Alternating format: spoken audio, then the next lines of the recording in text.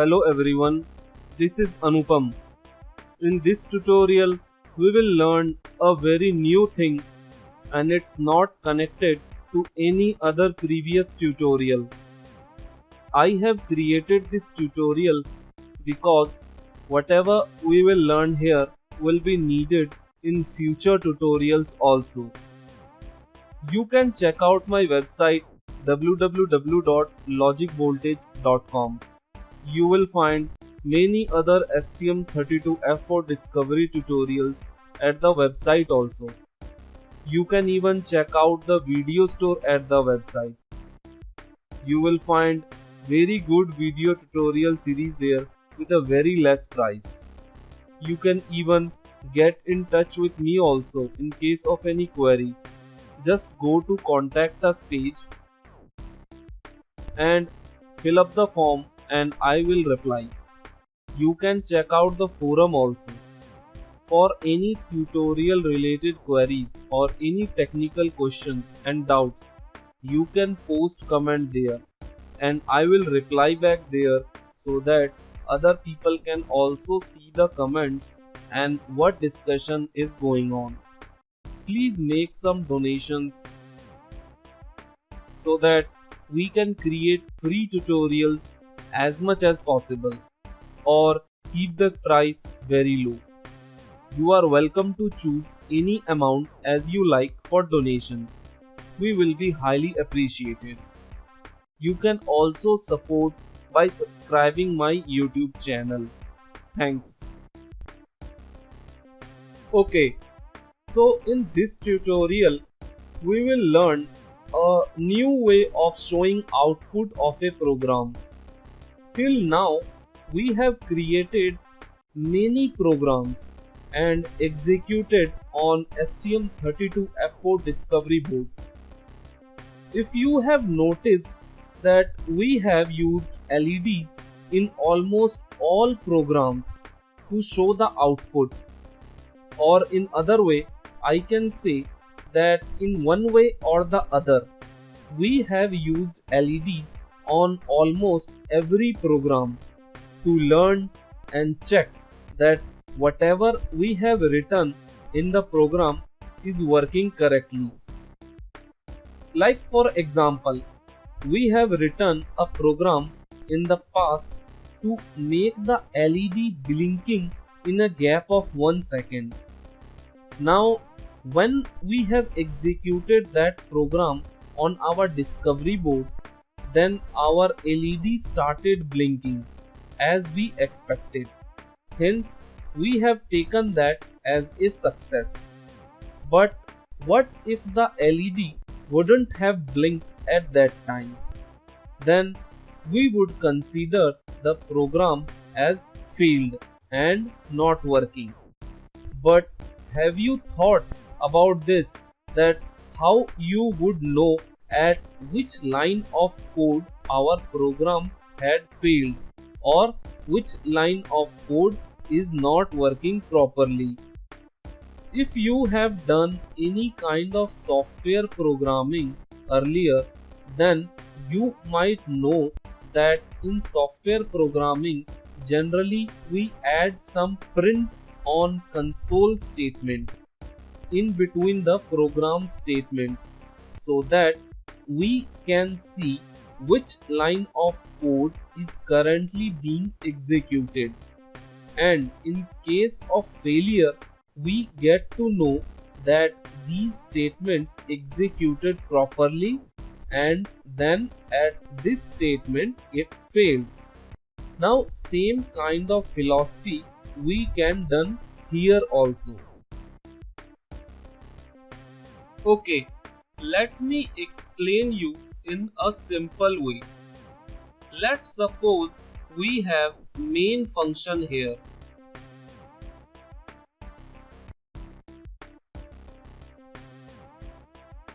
And we have, let's say, 4 statements written here in this main function.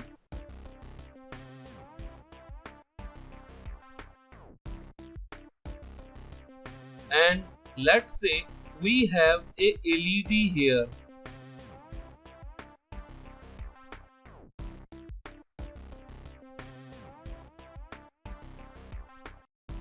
and we have written these statements to make this LED blink.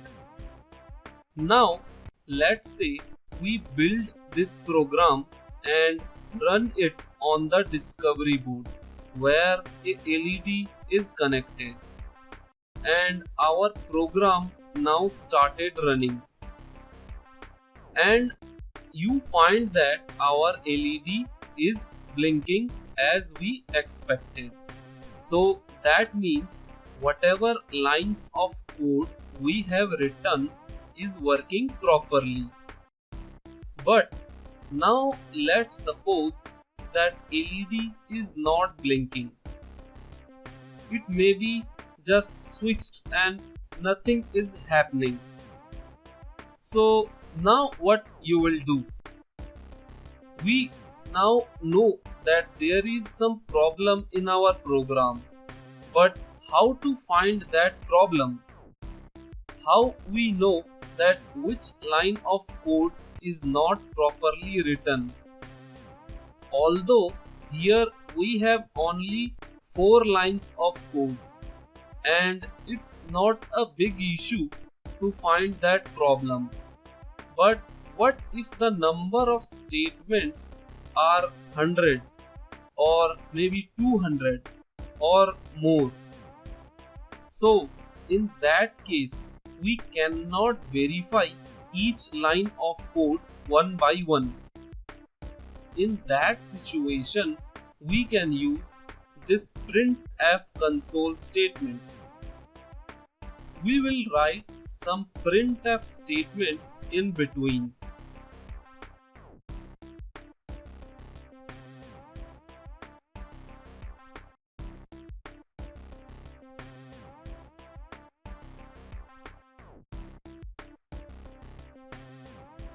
And when the program is executing on our discovery board, then it will print these statements in the console. Console is basically a window where you can see the printf statements getting printed one by one. This console window is actually will come in debug mode of Atomic True Studio.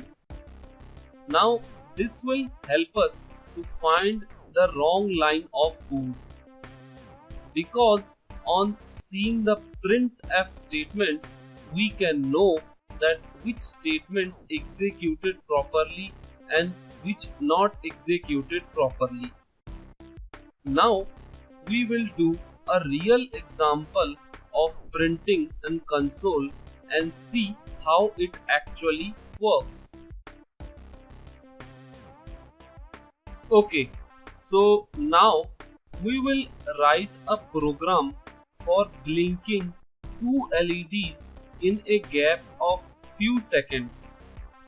This kind of program we have already written in the past tutorial.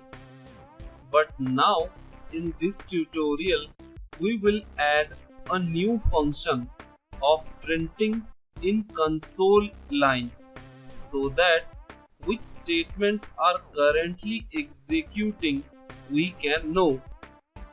Okay, let's first build the circuit.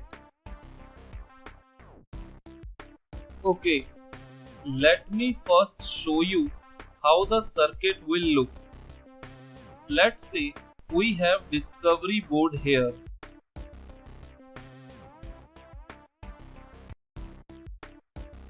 Then let's say we have 2 LEDs here.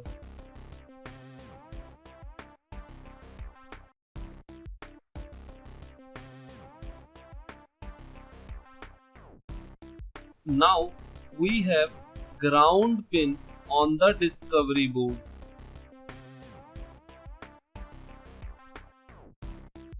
Now we will connect the LED's negative side together and connect it to ground pin on the discovery board. Now we have 2 pins on the discovery board. PD0 and PD1. Now we will connect the PD0 pin to first LED and we will connect the PD1 pin to second LED. Now let's say this is the console window where we will print something.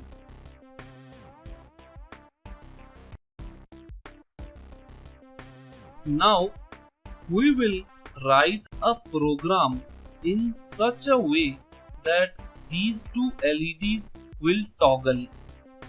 LED 1 will switch on, then 2 seconds delay, then LED 2 will switch on and LED 1 will be off, then again 2-second delay, then again LED 1 will be switch on and LED 2 will be switch off, and this same process continues forever. Now what extra thing here will be, we will write some printf statements here, and in console window it will print side by side which LED is currently switched on. What I mean is, if LED 1 is switched on, then it will display LED 1 is on, and when LED 2 will be switched on, then it will display LED 2 is on.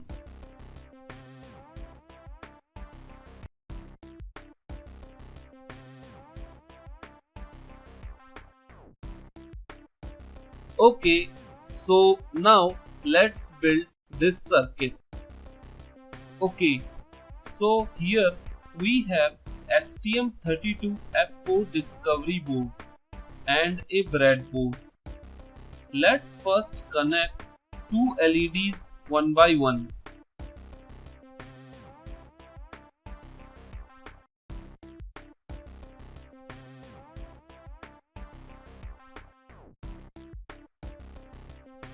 Now connect resistor for each LED.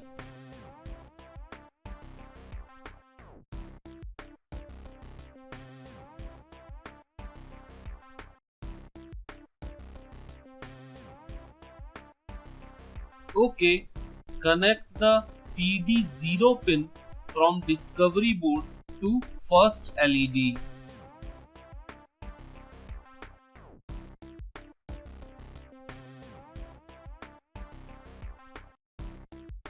Now connect PD1 pin from discovery board to second LED.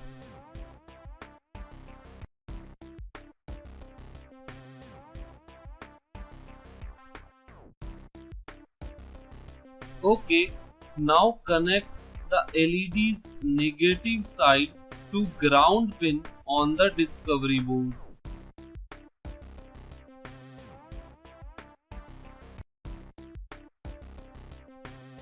Okay, now we are done. Our circuit is complete. Let's now get back to Atomic True Studio and start writing the program.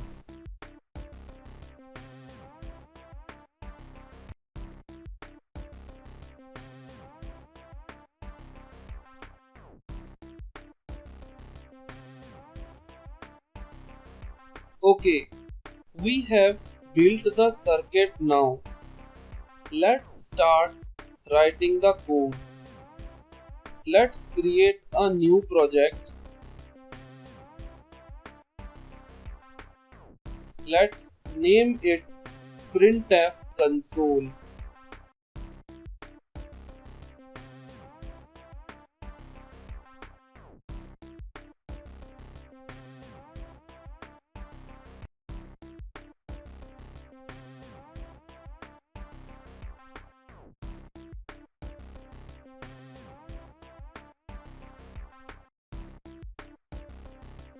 Okay, so now our project is created. If you didn't understand what I have done here to create a new project, then please check out my previous tutorials on STM32F4Discovery board. You can go to www.logicvoltage.com and find all tutorials there. Okay, let's delete these comments. We don't need them. And delete these unnecessary lines of code. We also don't need them.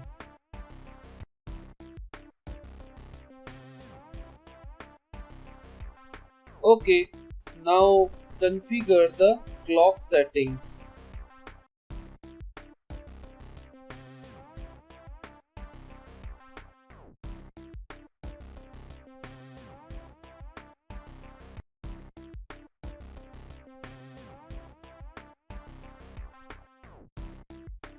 Again, if you do not understand what I have changed the clock settings, then please check out website www.logicvoltage.com.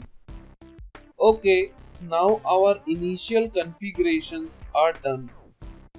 Okay, so let's first configure and initialize the PD0 and PD1 pins where our LEDs are connected.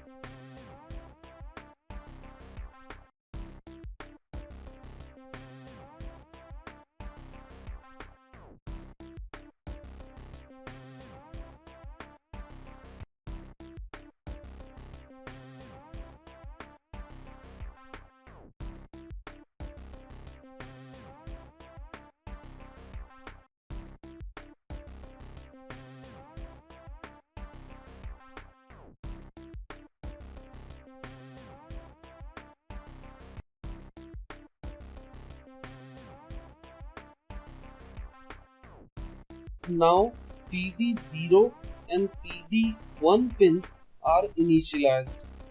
Now next is write the lines of code in the while loop to make the LEDs blink one by one.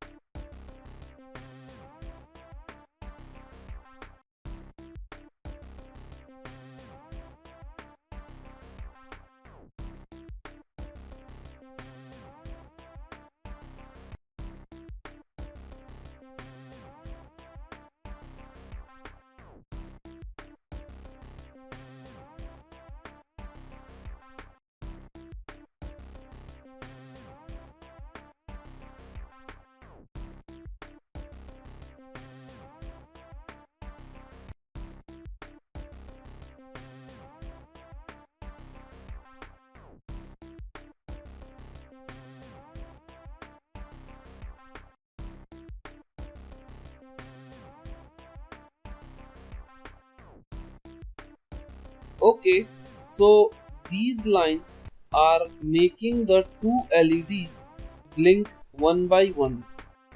First, LED 1 will be switched on and LED 2 will switch off.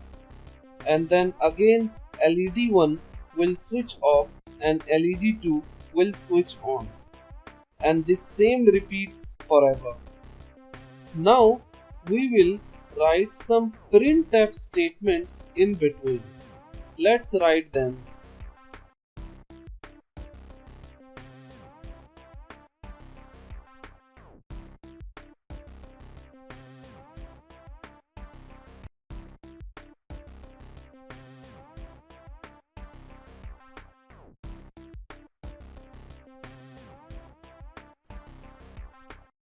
Okay, so now I have written two printf statements here. First one is printing LED 1 on the console whenever the first LED is switched on. And then second printf statement is printing LED 2 on the console whenever the second LED is switched on. Now you must be wondering where this console window is. I will show you when I will run this program. But before this program is still not complete. Just writing the printf statements in the program doesn't mean that it will print something. There are few other steps which need to be done so that these printf statements will actually work and print something on console. Let's do those few steps. We have to add a new file in this project named syscalls.c. To add that file, go to Project Explorer window, right click on the src folder, click on New, click on Other, select Minimal System Calls Implementation, then click on Next. All here are fine. Click on Finish. Okay, now you can see here that we have a new file added, syscalls.c, and it's open here also. Okay, you will find that a lot of code by default written in this file. So now go down in this file and find the write function. Okay, so here you can see the write function. Right now the function body is empty here. Only one return statement is returned. Here see this comment also. Implement your code here. This is used by puts and printf, for example. Here we have to write the code that will actually make the printf statements to print on console. Well, it's not too much code to write. Let me first write.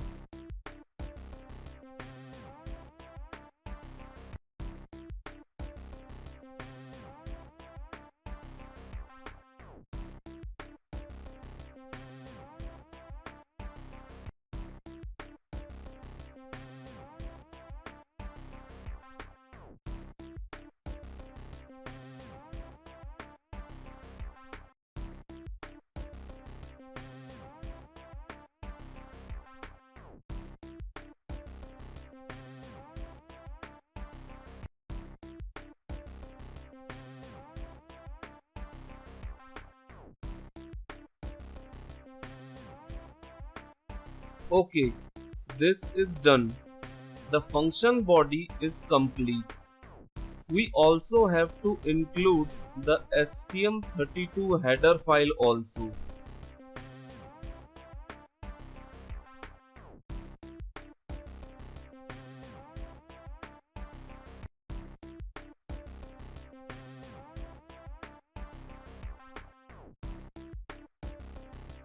Okay, done.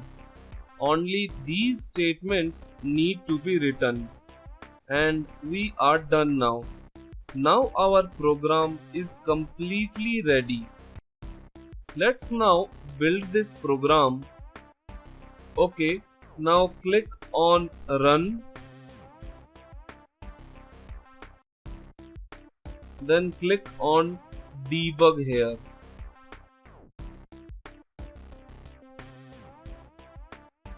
Now you can see a new window is open. Here we have to configure few things to make the printf functionality work. Till now we were skipping this configuration here and directly start the debugging. But this time we have to do one thing here. Click on Debugger tab. Now you can see here written serial wire viewer. We have to enable this, and then we have to write the core clock frequency on which our discovery board will run. We have to configure it to run at 168 MHz. So write 168 here. Then click on apply. Then click OK. Now debug mode is opened. Now click on this resume button. Now our code started running. Now let's first see the discovery board. Okay, we have executed the code on the discovery board, and you can see that our two LEDs are behaving exactly as we expected. It's blinking one by one. But this is not our main goal here. We need to see where the printf statements are coming on console. Okay, let's see the debug window. Okay, this is our debug window, and our code is currently running on the board as I have just shown you. Now if you see at this right corner there is a window. You can see that it is written here as WV console, and here all our printf statements would print. As you can see that right now it is blank. It's not printing anything because there is one more step which we have to do here. We have to enable printing here. To enable print, we first have to pause the code running. Now click on this suspend button here at the top. Now our program is paused. Next, go to this SWV console window and click on this configure trace button. Now you can see a new window is open. In this, we have to enable the ITM port. So port 0, enable this by clicking here. Then click OK. Now click on this red button called Start Trace. And now we are done. Now we can resume the program execution again, and it will now start printing the printf statements here. Let's see. Let's resume the code execution here by clicking here.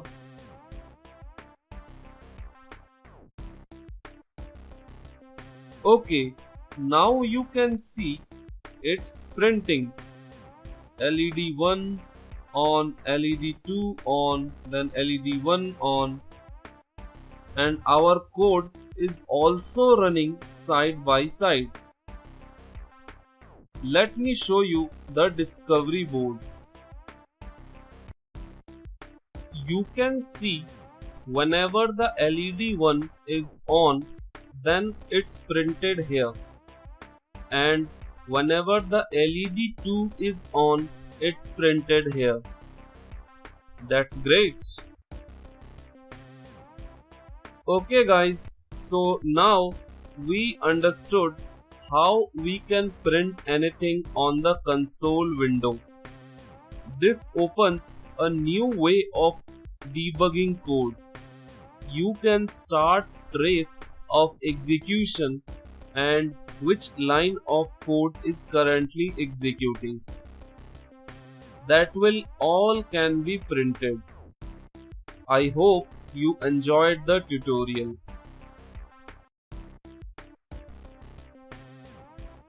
Okay guys, so in this tutorial we have learned how we can print anything on the console. What steps had to be followed to do this? As I said, these are common for any program you write.